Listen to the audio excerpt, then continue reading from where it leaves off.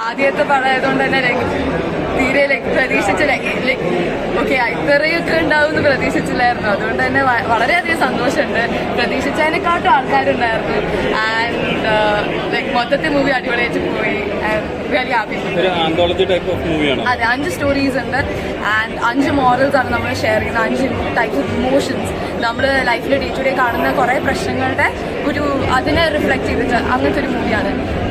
And I think എല്ലാവർക്കും ഇഷ്ടപ്പെടും തന്നെയാണ് തോന്നുന്നത്. നമുക്ക് സ്റ്റാർട്ടിങ്ങിൽ കുറേ ഇമോഷൻസ് ആണെങ്കിൽ ലാസ്റ്റിലേക്ക് ഫുൾ കോമഡിയാണ്. So I think all kinds of emotions. അതുകൊണ്ടാണ് 5 ഡിഫറെന്റ് സ്റ്റോറീസ് ആയതുകൊണ്ട് തന്നെ കംപ്ലീറ്റ്ലി ഡിഫറെന്റ് സ്റ്റോറീസ് ആണ്. അതുകൊണ്ട് ഐ തിങ്ക് ആൾക്കാർക്ക് it will keep them engage. ഓരോ സ്റ്റോറിയും അവർക്ക് എന്തെങ്കിലുമൊക്കെ കാണാനുണ്ട് ആക്ച്വലി. ആൻഡ് കുറേ ട്വിസ്റ്റ് ഉണ്ട്.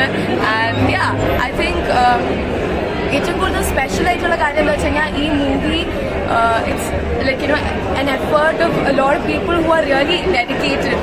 ആൻഡ് അവർക്കൊക്കെ മൂവി എന്ന് പറയുന്നത് ഒരു ചാൻസ് കിട്ടാന്ന് പറയുന്നത് അവർക്ക് വലിയൊരു കാര്യം തന്നെയാണ്. അപ്പൊ അങ്ങനത്തെ ആൾക്കാരുടെ അവരെല്ലാരും കൂടി ഒത്തൊരുമിച്ചിട്ട് ഒരു പടം ചെയ്തതാണിത്. സോ ഐ തിങ്ക് അതിന്റെ ഒരു എഫേർട്ട് എന്തായാലും കാണാനുണ്ടാവും അതിനകത്ത്.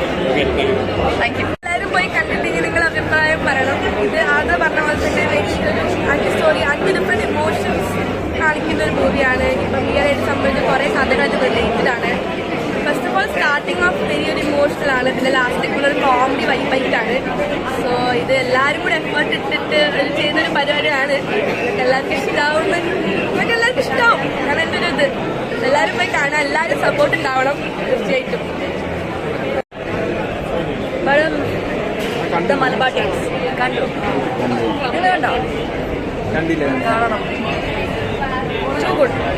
ഒരു സെക്കൻഡ് പോലും നിങ്ങൾക്ക് എന്താ പറയാ ലാഗ് അടിക്കുക അങ്ങനെയൊന്നുമില്ല. Too engaging. ഓരോ സ്റ്റോറി ഡിഫറെന്റ് സ്റ്റോറീസ് ആണ്.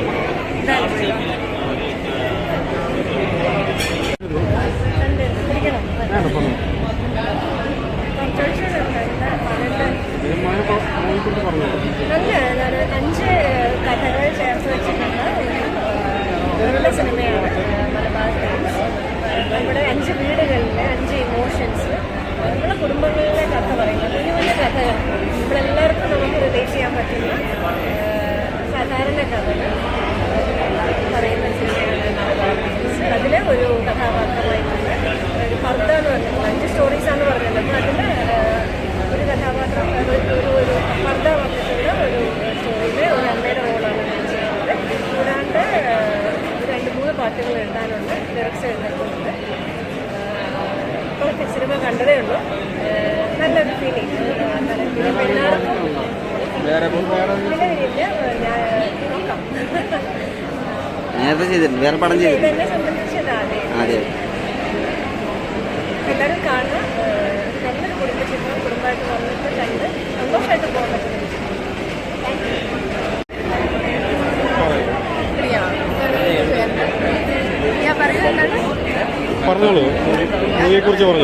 ആക്ച്വലി ഈ മൂവി എല്ലാവർക്കും മസ്റ്റ് വാച്ച് ആണെന്നേ ഞാൻ പറയുള്ളൂ. 5 സ്റ്റോറീസ് ഉണ്ട്.